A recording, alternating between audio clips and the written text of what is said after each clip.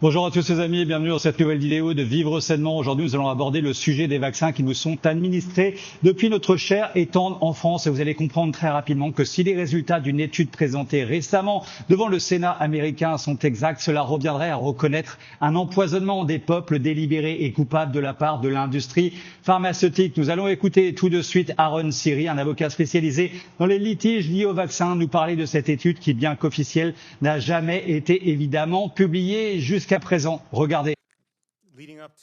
Pendant la période précédant 2013,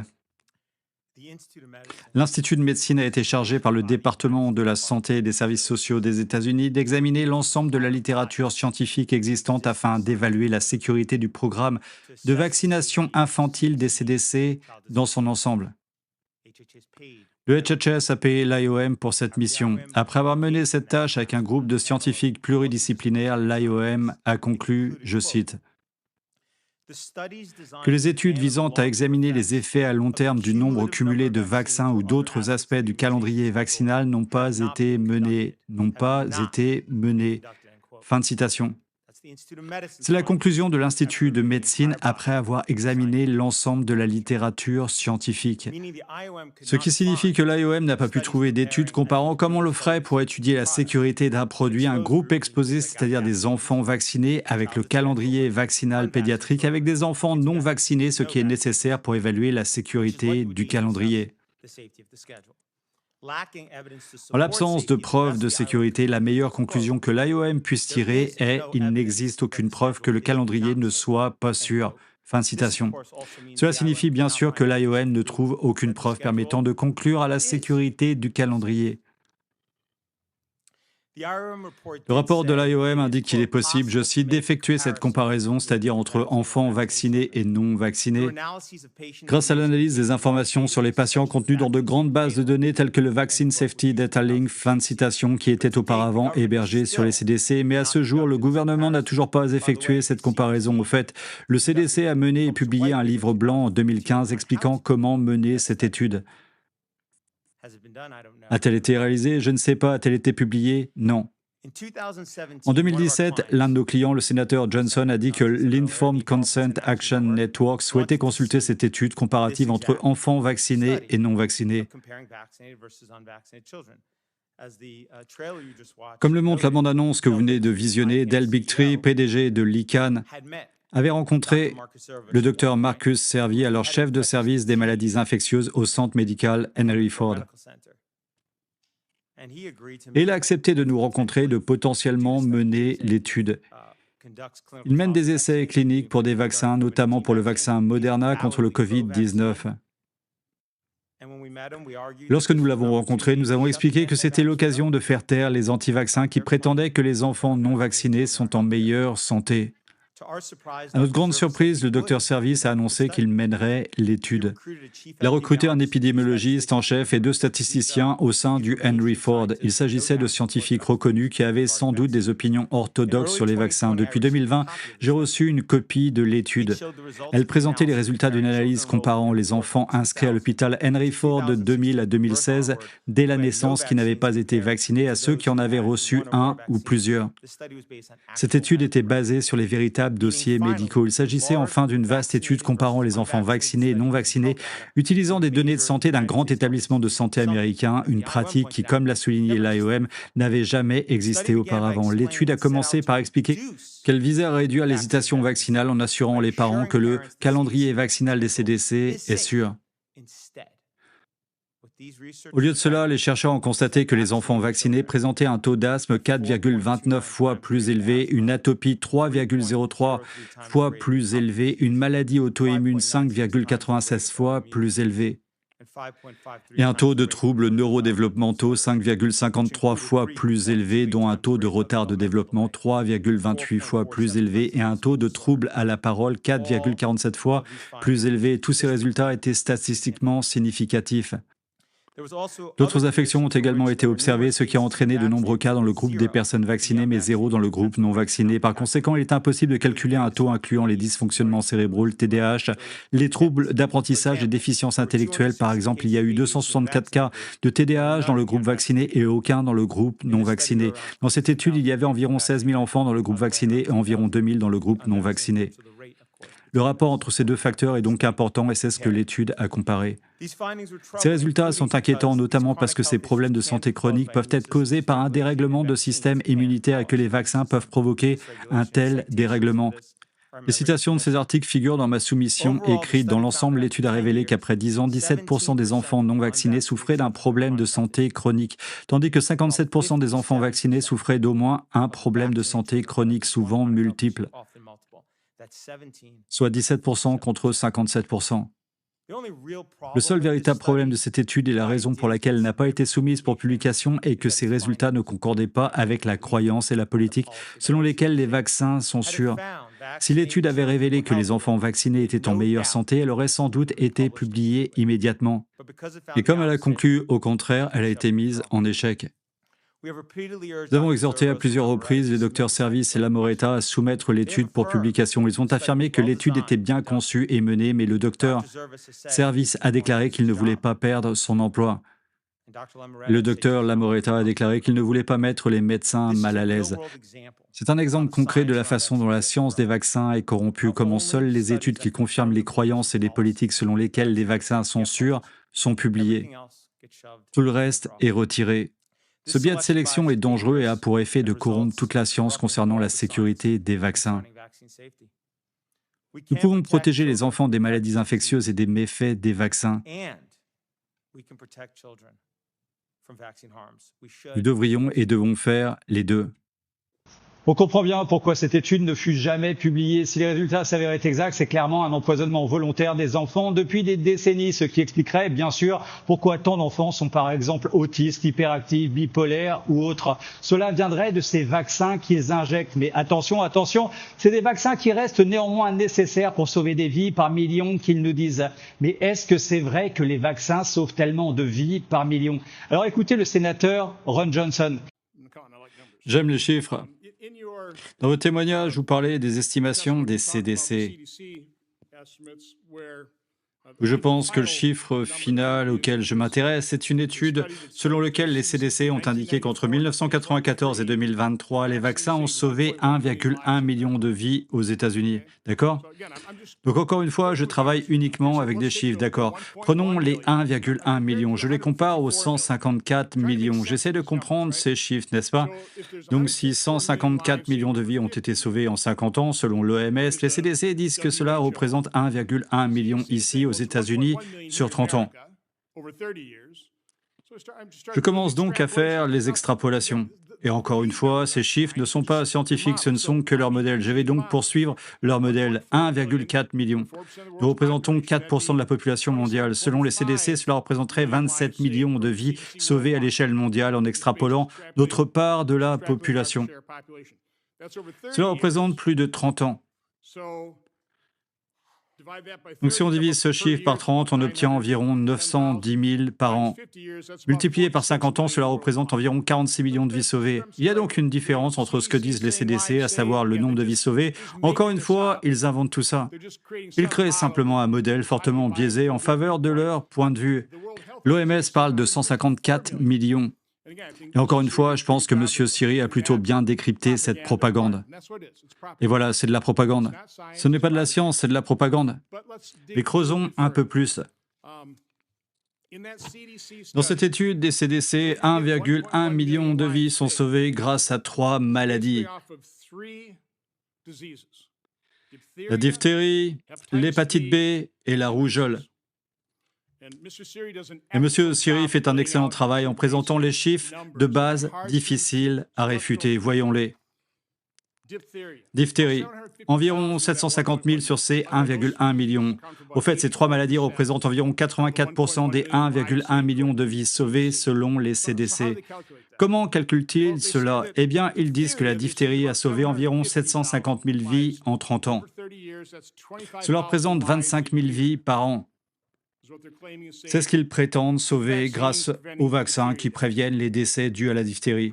Le problème avec ce chiffre, c'est qu'en 1948, lorsque le premier vaccin contre la diphtérie a été homologué, le nombre réel de décès était de 634 par an.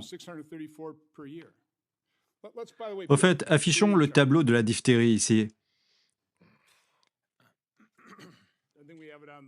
Je crois qu'on l'a aussi sur la vidéo, non ?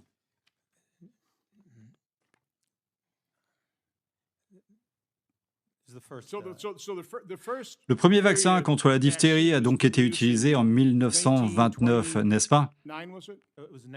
C'était en 1926. Mais le premier vaccin homologué date de 1948. Eh bien, entre 1900 et 1926, la mortalité est due à... je comprends. Le premier vaccin homologué date de 1926, mais il était rarement utilisé. Entre 1926 et les années 40, la mortalité a diminué au même rythme dans les zones qui l'utilisaient, principalement les grandes villes. Ainsi, lorsque le premier vaccin a été largement utilisé, la première homologation date de 1948. Le taux de mortalité avait déjà diminué de 97,8%. Lorsque l'utilisation systématique du vaccin a vraiment commencé en 2006, la prévalence avait déjà diminué d'environ 80%. Eh bien, ce n'était pas dû au vaccin, c'était dû à l'amélioration de l'assainissement. Nous ne vivions pas dans la misère, l'alimentation est meilleure. Il existe de nombreuses raisons pour lesquelles la diphtérie a considérablement diminué en termes de taux pour 100 000.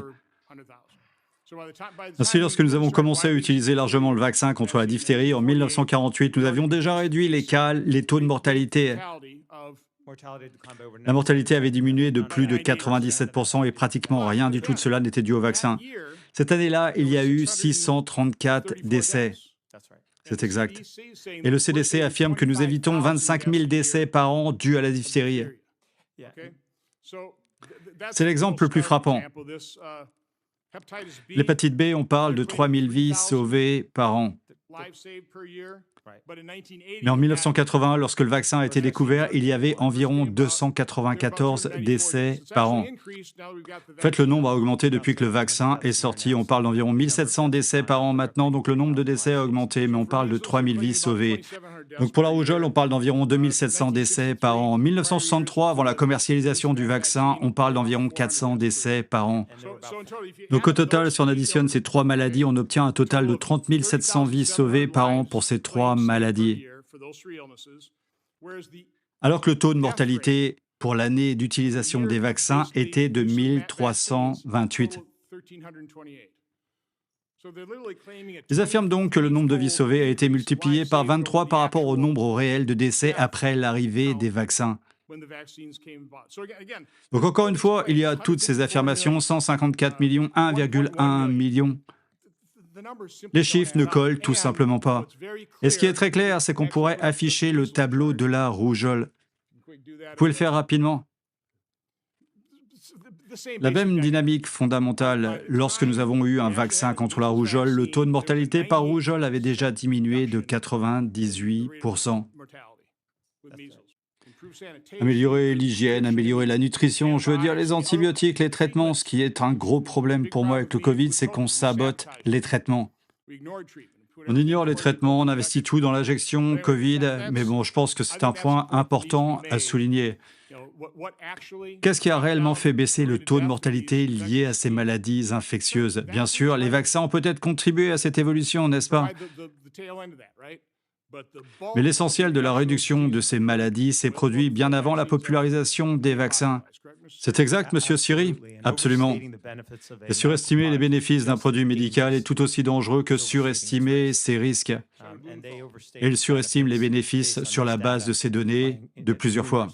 Voilà, je pense que tout le monde aura compris l'essentiel. Il rabâche toujours aux États-Unis que les vaccins diphtérie, hépatite B et rougeole sauvent rien qu'aux États-Unis 30 700 vies par année, alors que le taux réel de mortalité de ces trois maladies combinées juste avant l'introduction de leurs vaccins respectifs était de 1328 morts. Une différence de 29 372 morts potentielles entre leurs projections, leur modèle et le nombre réel de morts. Ils ont juste multiplié par 23 le nombre de morts potentielles de ces trois maladies. On peut clairement dire qu'en amplifiant le nombre réel de morts, ça doit certainement booster les ventes de ces pseudo-vaccins et l'État peut donc les rendre obligatoires pour des maladies qui sont 23 fois moins mortelles qu'ils le prétendent. Et bien sûr, par contre, ces injections peuvent rendre malade tout le monde de bien portant avec tous les possibles effets secondaires de ces vaccins. Et attendez, c'est pas terminé. Le 8 septembre 2025, Donald Trump, le président américain, a publié une vidéo sur Truth Social relayant les affirmations des médecins Mark et David Geyer qui associent le thimerosal, un conservateur à base de mercure,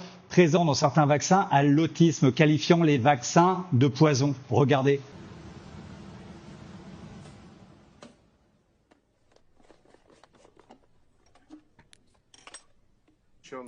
Montrez-leur le flacon de thimerosal que nous conservons dans un récipient métallique par crainte et qui contient une poudre très fine. Il s'agit de thimerosal qui est étiqueté comme très toxique.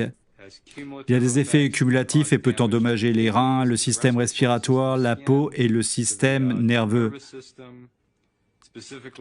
Il est spécifiquement mis en garde contre les risques de toxicité pour la reproduction et le développement, notamment l'autisme et d'autres troubles neurodéveloppementaux. C'est une substance extrêmement toxique et c'est dans le vaccin. Et voici ce que contient le vaccin. Il est important de comprendre qu'il s'agit de toute une gamme de produits. Les vaccins sont un enjeu majeur car bien sûr ils sont injectés directement. Par exemple, voici le vaccin contre le tétanos. Celui-ci est périmé, il est un peu dépassé maintenant, en 2007. Voici le thimerosal. 1 pour 10 000, c'est un conservateur. Le vaccin contre la grippe est peut-être le plus important aux États-Unis, du moins en ce qui concerne l'exposition au mercure. Le vaccin contre la grippe est désormais recommandé chaque année pour toutes les femmes enceintes, tous les nourrissons et tous les enfants. Vous avez la grippe de l'année dernière ? Nous comprenons que le thimerosal n'est pas ajouté à la fin. Ce n'est pas comme si l'année prochaine, cette usine pourrait produire du thimerosal. Le thimerosal, soit il faut une usine sans thimerosal, soit il ne faut pas en avoir. Ils ajoutent du thimerosal à chaque étape, car l'usine n'est ni propre ni stérile. Il faut donc soit une usine stérile, coûteuse, où on n'a pas besoin de thimerosal, soit une usine qui en produit. Il faudra du thimerosal ou autre chose tout le temps. Il faut arrêter ça. Voici le vaccin contre la grippe d'Adventist Pasteur, leur Fluzone. Thimerosal, 25 microgrammes de mercure par dose. Je tiens à souligner que beaucoup de gens l'ignoraient et j'en fais partie. J'ai administré 2000 injections de Rogam. Je travaille dans le domaine des vaccins depuis 35 ans. Je ne savais pas que le Rogam contenait du thimerosal. Je pense donc que beaucoup de médecins l'ignoraient. Ils ignoraient que même le mot thimerosal signifiait mercure. Voilà donc évidemment, si tout ceci est vrai, on peut dire que la prison Alcatraz va se remplir très rapidement. S'il vous plaît, mes amis, je vais vous poser une seule question. Connaissez-vous des enfants qui ont eu des effets secondaires graves après n'importe quelle vaccination? Nous devons tous partager nos expériences sur le sujet. Merci de me donner la vôtre, votre expérience dans les commentaires ci-dessous. Je vous remercie aussi de regarder ma dernière vidéo sur les éoliennes. J'avais fait une erreur lors de la publication de celle-ci et je pense que beaucoup n'ont pas reçu les notifications pour sa mise en ligne. Alors jetez-y un coup d'œil, s'il vous plaît, je vous promets, ça vaut clairement le détour. Il y a du très lourd dans cette vidéo. Je vous mettrai le lien dans la description ci-dessous. Voilà, cette vidéo est terminée pour aujourd'hui. Je vous aime très fort les amis, ensemble on va tous y arriver. Si vous avez tous aimé cette vidéo, partagez-la sur tous vos réseaux sociaux, cliquez sur j'aime, la cloche et s'abonner qui sont juste en dessous. Je vous remercie de votre aide avec ma cagnotte Tipeee pour que je puisse consacrer encore plus de temps à mes vidéos. Merci vraiment à vous tous et à très bientôt pour une prochaine capsule sur Vivre Sainement.